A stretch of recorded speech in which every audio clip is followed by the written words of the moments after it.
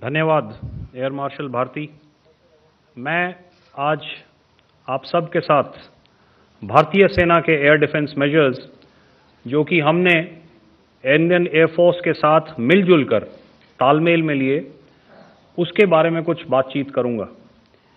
इस विषय में मैंने कल भी कुछ टिप्पणी करी थी, लेकिन आज मैं इस युद्ध के अहम एस्पेक्ट के बारे में आपको थोड़ा और पर्सपेक्टिव देना चाहता हूं।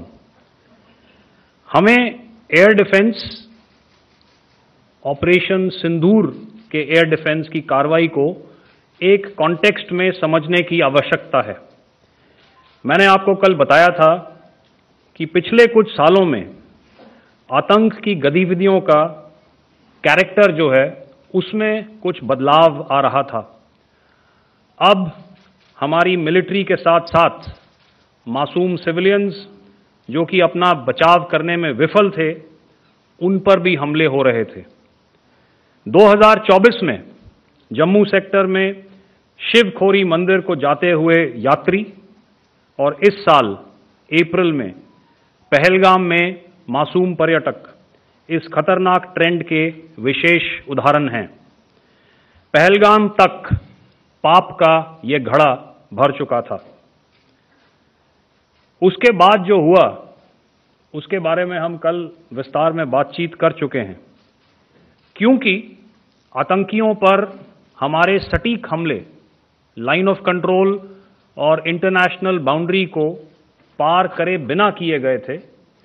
हमें पूरा अंदेशा था कि पाकिस्तान का वार भी बॉर्डर के उस पार से ही होगा। इसलिए हमने अपनी एयर डिफेंस की पूरी तैयारी पहले से ही कर ली थी। हमारी इन्वेंट्री में शामिल counter manned aerial systems, electronic warfare के साधन और एयर डिफेंस वेपन्स का इंडियन एयरफोर्स के इसी प्रकार के सिस्टम्स के साथ एक अनोखा मिश्रण किया गया। इसलिए आपने देखा कि जब जब पाकिस्तान एयरफोर्स ने हमारे एयरफील्ड्स और लॉजिस्टिक इंस्टॉलेशंस में 9 और 10 मई की रात को लगातार हमले किए, वो इस मजबूत एयर डिफेंस ग्रिड के सामने विफल हो गए। आपके सामने इस ग्रिड को एक तरीके से दर्शाया गया है। आप देख रहे हैं कि इंटरनेशनल बाउंड्री से कितनी layers, radars, counter unmanned aerial systems, उसके पीछे शोल्डर फायर्ड वेपन्स, हमारे विंटेज एयर डिफेंस वेपन्स जो कि काफ़ी सालों से हमारी सेना में हैं।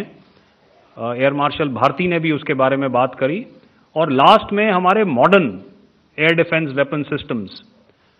तो कोई मौका नहीं था कि पाकिस्तान एयरफोर्स ये मल्टी टियर डिफेंस को पार करके पीछे हमारी एयरफील्ड्स या लॉजिस्टिक इंस्टॉलेशंस को टारगेट कर पाए।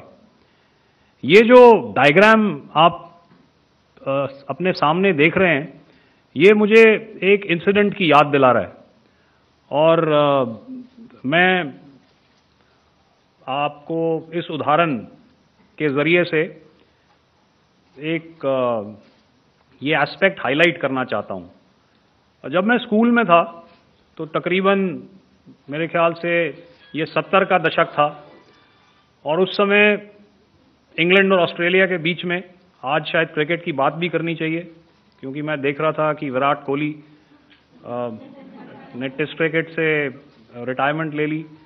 कई भारतीयों की तरह वो मेरे भी फेवरेट क्रिकेटर हैं।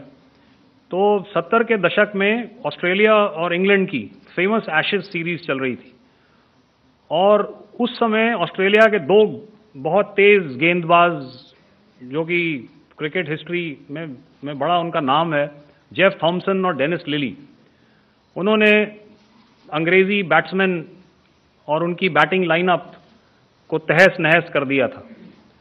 और ऑस्ट्रेलियंस ने उस समय एक कहावत निकाली थी, that from ashes to ashes and from dust to dust, if Thommo don't get here then Lily surely must. और अगर आप इस लेयर को देखें तो आप समझ जाएंगे कि मैं आपको क्या बताने की कोशिश कर रहा हूं।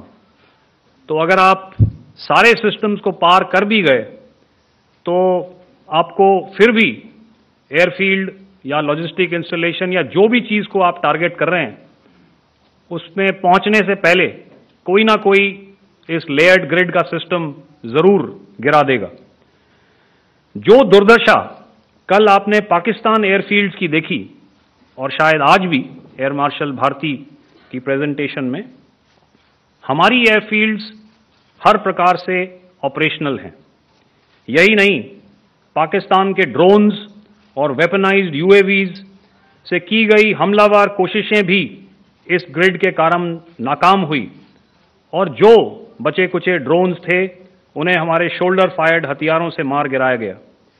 मैं यहां पर अपनी बॉर्डर सिक्योरिटी फोर्स की भी सराहना करना चाहता हूं।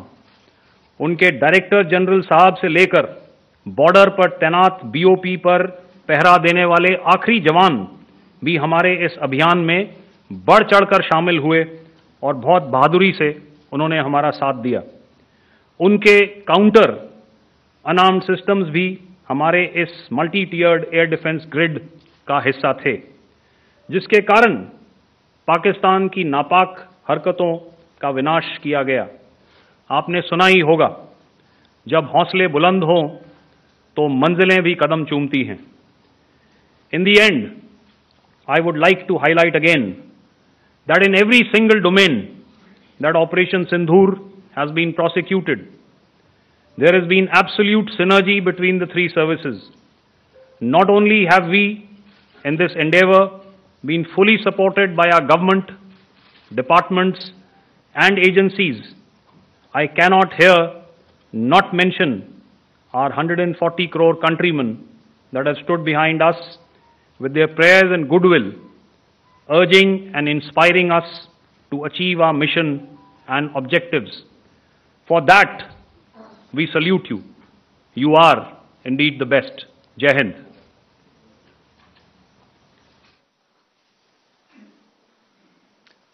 Good afternoon, ladies and gentlemen. To talk about the air defense capability